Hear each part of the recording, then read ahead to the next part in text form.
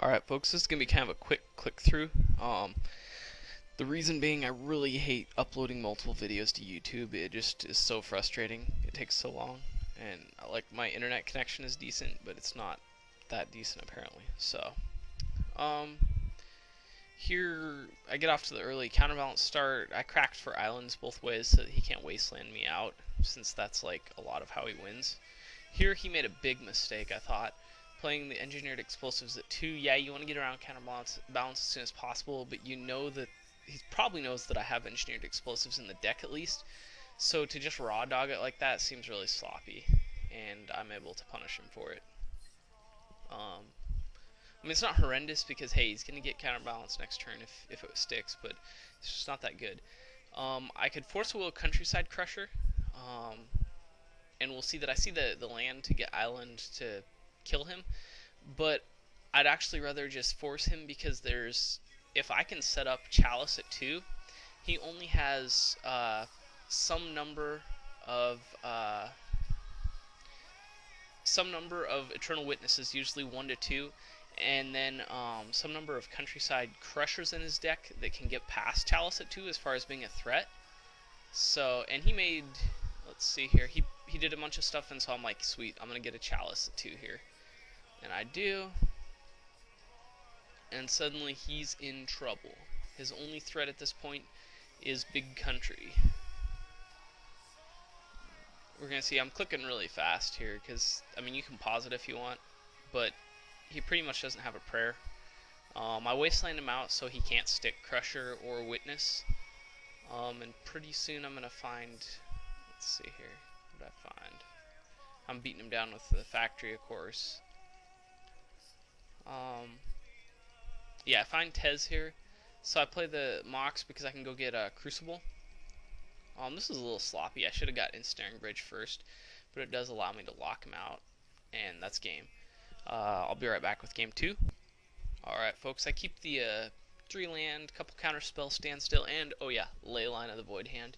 He makes a mistake here. I think he should have wastelanded my Underground Sea so that I can't get the turn 2 counterbalance, but he doesn't know what I have, and he needed to build up lands to be able to kill Leyline of the Void, which shuts down like his deck. Like, what's Countryside Crusher becomes a 3/3, Eternal Witness is a 2/1 for 3, Goyf becomes like a, 1/2 or 2/3, so he kinda needs it.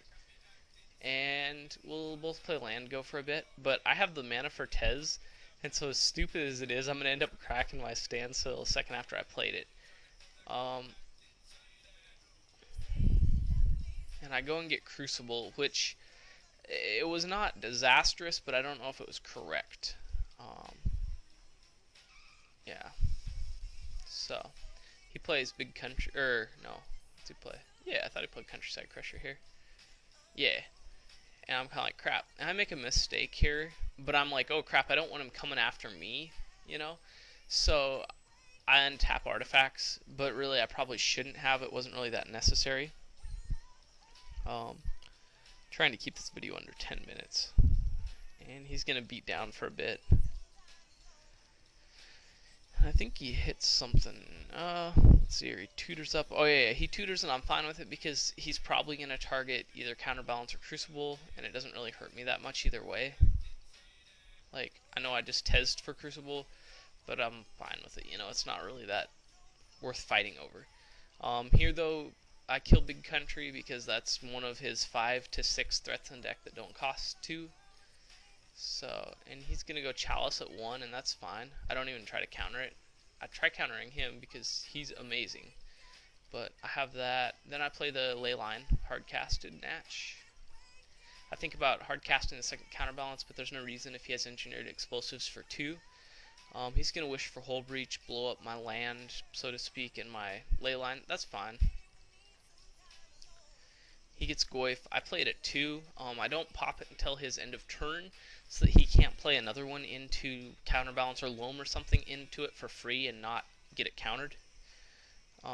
So I blow it up. I untap. There's Tezzerator. I'm gonna go get a bridge from below, Ensnaring Bridge, to protect Tezzerator.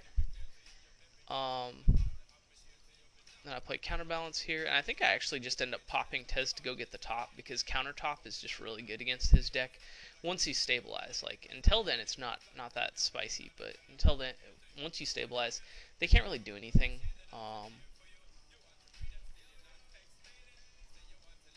You can see I just keep hitting lands.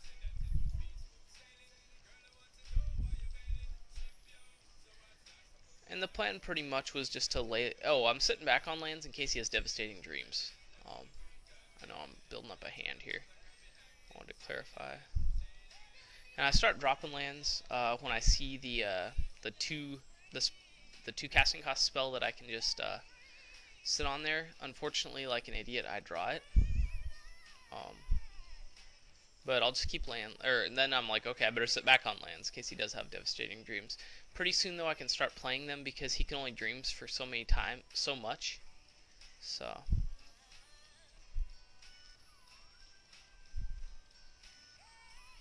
I misclicked on that. Alright.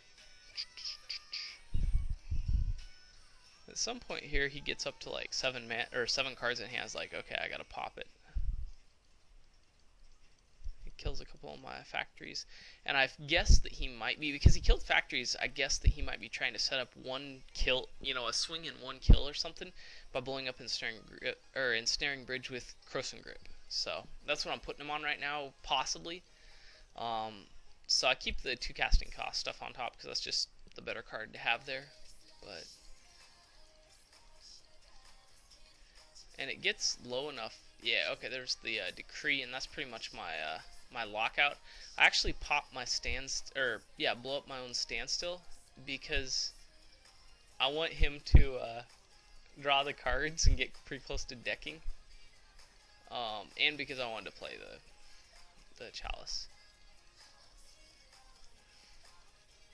I don't counter the Mox Diamond because I don't care and I don't want him to have any additional information.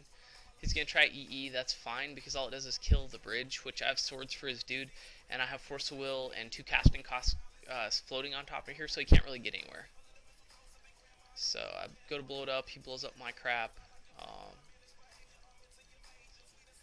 and I don't, okay, yeah, I draw the ley line, and I could have swore that I at least showed him the ley line of the void, but he seemed to scoop apparently to my Chrome Mox, but he's only got like 7 cards left or something, so...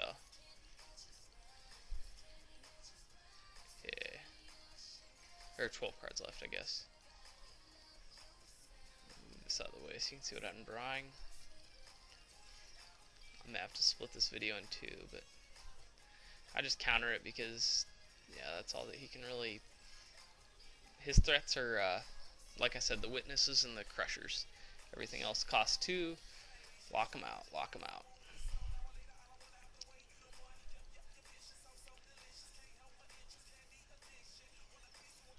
Yeah, oh, okay, here I played the Chrome Mox so that I could afford to hardcast the last ley line of my deck. Here he goes Big Country. I'm like, cool, counterspell. He does end up like it. I think 5 cards when the game ends in his deck. Yes, we are listening to Flo Rida. Okay, yeah, and he scoops. So thanks for watching. This has been Walker Dog.